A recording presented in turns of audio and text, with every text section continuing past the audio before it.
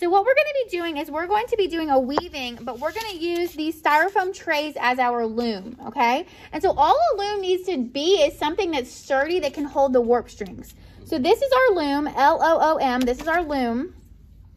And our finished weaving is going to look something like this. It might not have an intricate design like this, but these strings right here are going to be strung across the across the loom, and they are called the warp strings, okay? And then these are what we're going to be weaving in and out, and they are called the weft. So the first thing that you need to do is you're going to need to make little notches on your styrofoam tray. Now, the notches do not need to be perfect. What is very important is that you have an odd number. And so what I recommend is either 11 or 13. So what I'm going to do is on this side, I'm going to mark out with a Sharpie 13 notches. So 1, 2, 3, 4, 5, 6, 7, 8, 9, 10, 11, 12, 13. Okay, now mine's a little bit off center, so I got to remember that for this side. So 1, 2, 3, 4, 5, 6, 7, 8, 9, 10, 11, 12, 13. Okay, now I need 13 on this side as well.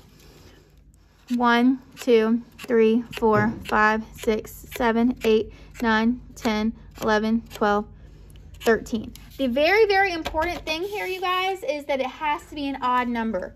So 11 is good, 13 is good.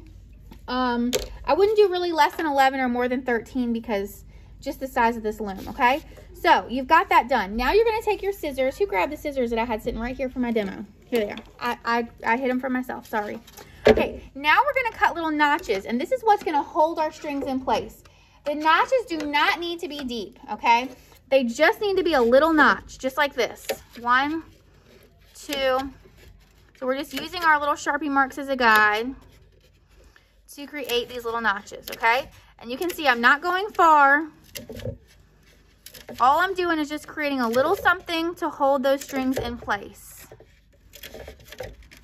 Okay, do both sides.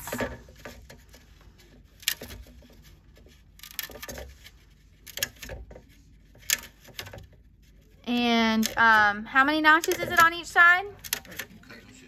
13, okay? You can either do 11 or 13. If I do 10, this is not going to work well. If I do 12, this is not going to work. Okay, 11 or 13, there we go. So now I got that done. So now I'm going to do something called warping the loom. Warping the loom is basically like stringing the loom. It's like putting the sturdy strings on the loom. This is the type of string that we're going to use. I know some of y'all are going to be like, well, can I use a different color? You can use whatever color you want when we're doing the actual weaving. But for warping the loom, we're all going to use this string. The reason why we're going to use this string is because it's very strong and it doesn't have stretch to it. You want the warp to be very, very strong, and you don't want it to be stretchy. If the warp is stretchy, you're going to have problems down the road. So what you're going to do is you're just going to get one of these balls of these. I have a bunch of these. And the way that we're going to warp the loom is you're going to start with the very first notch on one side, okay? And I'm going to, it's kind of hard to show on camera, but I'm going to take the string and I'm going to stick it in that very first notch, and I'm going to leave quite a long tail. It doesn't have to be super long, but I'm going to leave a nice long tail here in the back, okay? Then I'm going to take this string, I'm going to go all the way down to the first notch on this side, and I'm going to stick it in. Now, tension is very important here. Tension is how tight this is across the string. You want this to be nice and tight, but you do not want to pull it so tight that you're ripping through the styrofoam, okay? Because obviously, if I pulled this so tight, this string would just cut right through the styrofoam like a knife. And you only get one loom, you guys, okay? I don't have enough styrofoam pieces for you to mess one up and get another one. So this is super, super important. You only get one. Do not rip through it. So you're going to pull it nice and tight, but not so tight that you're ripping the styrofoam, okay? So I pulled it through here. Now I'm going to go in the back. On the back, I'm going to go all the way across to the other side and go in the next notch, okay? So I'm flipping this over. I'm in the next notch, and then I'm going to string it all the way across to here, okay?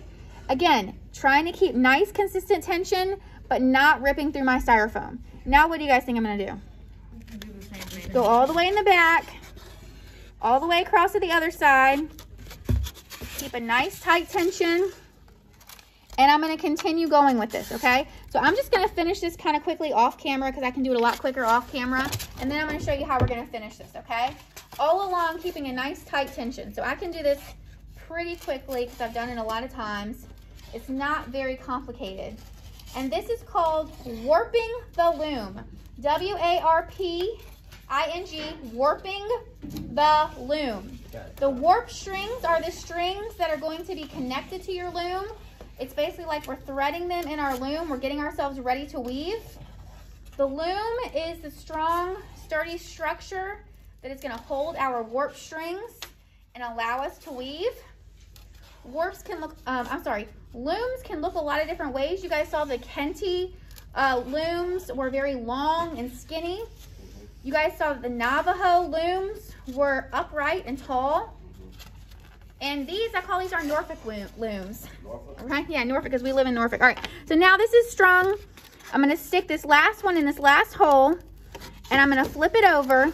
And just like when I started, see, I gave myself a long tail. When I finish, I'm going to also give myself a long tail. And then what I'm going to do is I'm going to take my starting string and my finishing string, and they should be like diagonal from each other. I'm going to tie myself a little knot. So I'm going to tie one knot. I'm going to ask somebody to put their finger right here, please. Tie myself another knot. Thank you. And now I should have my loom all warped and ready to weave with even tension. Now I need to put my name on this because pretty much everybody's is going to look the same at this point.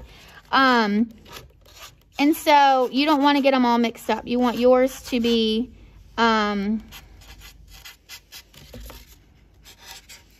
recognizable. And you will receive a grade. There's a grade in the grade book called Warping the Loom. And if you've done this, you've got either 11 or 13 strings. You've got your name on it. You haven't ripped through your loom. You haven't, tried to sneak an extra loom, whatever. You'll receive 100. So this should be an easy 100 grade, okay? Are there any questions about this? You will not receive a loom until you have done the 2 canvas assignments. When you have done the 2 canvas assignments, you may see me for a loom, okay?